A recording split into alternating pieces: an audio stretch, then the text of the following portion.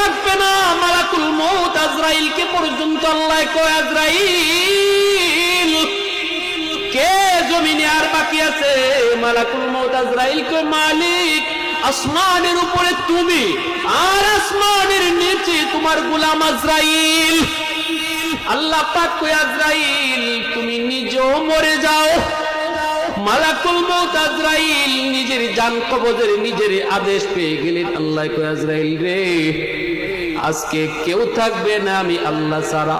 মালাকুল মউত আজরাইল নিজের জানটা নিজে কবজ করবে। নবী কয়, ওই দিন যদি দুনিয়ার মানুষ তোমরা জীবিত থাকতে রে, আজরাইলের জান কবজের কষ্টের চিৎকারে মানুষ কলিজা ফাইটা মারা যাইতো।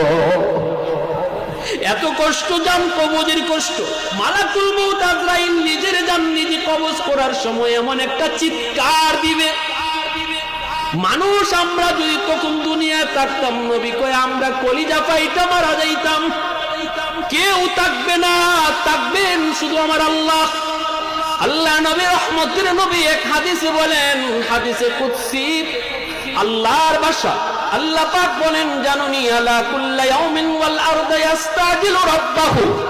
প্রতিদিন জমিন আল্লাহর কাছে আবদার করে, মালিক যেই পরিমাণে গুনাহ জমিনে হয়, আর কত গুনাহ আমি দেখব, আর কত জালেমের পায়ের আওয়াজ আমি শুনবো। জমিন প্রতিনিয়ত আল্লাহর কাছে আবদার করে, মালিক আমি জমিনের উপর দিয়া সুদখোর আর কত হাঁটবে?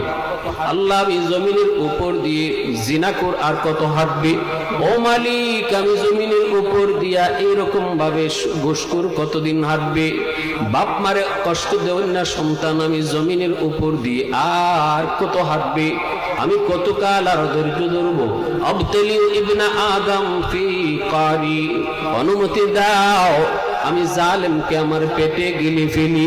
জমিনে কয় আমি গিলে ফেলি, সুদখোরকে আমি গিলে ফেলি, বেনামাজিকে আমি গিলে ফেলি, হারামখোরকে আমি গিলে ফেলি। ও মালিক অনুমতি দাও, অনুমতি দাও আমি জমিন হারামখোরকে গিলে ফেলি। আল্লাহ পাক রব্বুল আলামিন বলেন, কেন?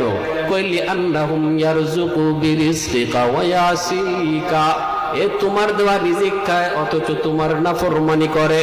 ওয়ায়াতাকাল্লামু বিলিসানিকা ওয়া ইয়াসিকা, এ তোমার দেওয়া জবান দিয়া তোমার নাফরমানি করে।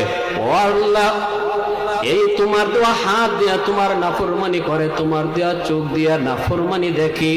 আল্লাহ আসবিরু ইলা মাতা আসবিরু, আমি জমিন আর কত এগুলা দেখবো, আমি জমিন আর কত ধৈর্য ধরব।